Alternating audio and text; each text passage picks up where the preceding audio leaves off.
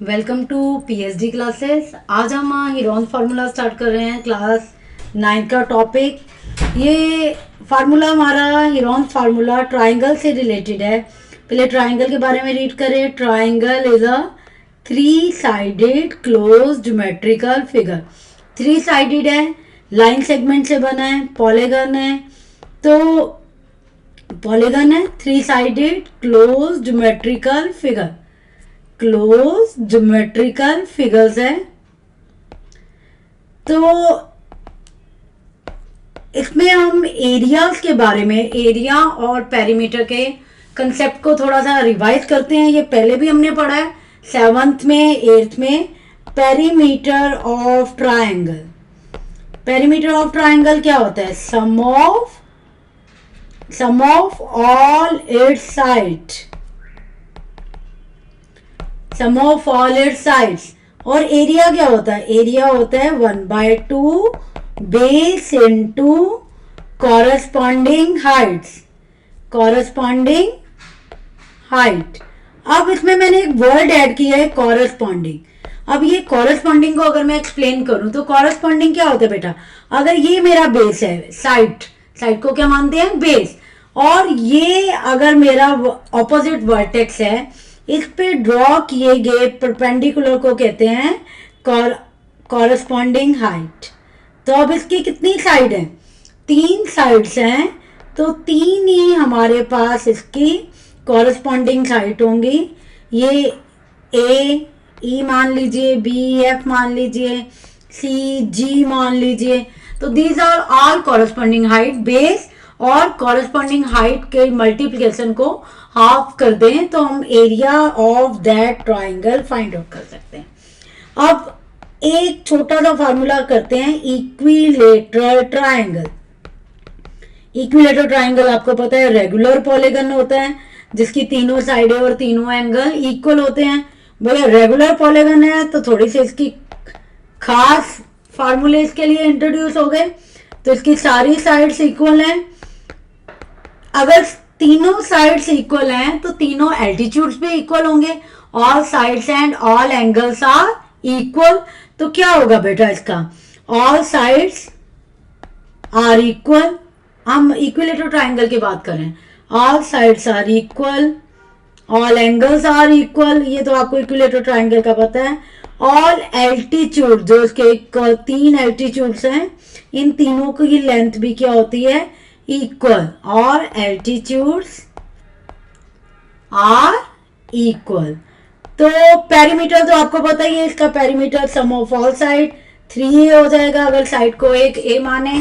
तो एल्टीट्यूड की लेंथ कितनी होती है इसकी? √3/2 इंटू साइड। अब यही वैल्यू हम पुट करते हैं एरिया ऑफ ट्राइंगल में। एरिया ऑफ ट्राइंगल, कौन सा ट्राइंगल की बात कर रहे हैं? इक्विलेटरल। कौन से ट्राइंगल की बात कर रहे हैं? इक्विलेटरल। 1/2 बेस ए और √3/2 इंटू साइड। तो क्या हो जाएगा? √3/4 साइड स्क्वायर। तो ये आपका हमारा होगा इक्विलेटरल ट्राइंगल। हीरोन फार्मूला हमने क्यों इंट्रोड्यूस किया है इसके बारे में हम देखते हैं। जब हमें तीनों साइडें दी हो, चलिए उसे देखते हैं। अगर हमें ट्राइंगल की तीनों साइड्स पता है, A B C, this is a A, B, then C, तो हमें एरिया निकालना है। We are not provided with the length of the altitude and we are not able to calculate the altitude. तो then we will use formula, that is our first we have to find out the semi perimeter. Semi perimeter, what is the semi perimeter? Perimeter अभी बताया sum of all side। तो perimeter हो गया a plus b plus c, semi means half, a b c divided by 2। तो ये इसका semi perimeter हो गया। Area of triangle A B C का फार्मूला होगा semi perimeter, semi perimeter minus first side, semi perimeter minus second side, semi perimeter minus third side. This formula is known as the Heron's formula, जो हमारे chapter का नाम है, और इसी से हम अपने इस चैप्टर के बहुत सारे क्वेश्चन सॉल्व करेंगे। चलिए एक और सीख लेते हैं, आइसोसेलेस राइट एंगल ट्रायंगल। अब आइसोसेलेस राइट एंगल ट्रायंगल क्या होते हैं? वो ट्रायंगल जिसकी दो साइड्स इक्वल है और यहाँ पे राइट एंगल भी बन रहा है। अगर ये आइसोसेलेस है बेटा, तो इसका बेस और एल्टीट्यूड इक्वल होंगे। ये बेस और ये इसकी हाइट है, इसे हाइट भी कहते हैं, परपेंडिकुलर भी कहते हैं, बहुत सारे बुक्स में अलग अलग से रिप्रेजेंट करते हैं, एल्टीट्यूड भी कहते हैं इसे। अगर इनकी लेंथ इक्वल है, सपोज कीजिए ये लेंथ है, बेस और हाइट इक्वल है हमारे, बेस एंड हाइट हमारे दोनों क्या है? इक्वल। बेस और हाइट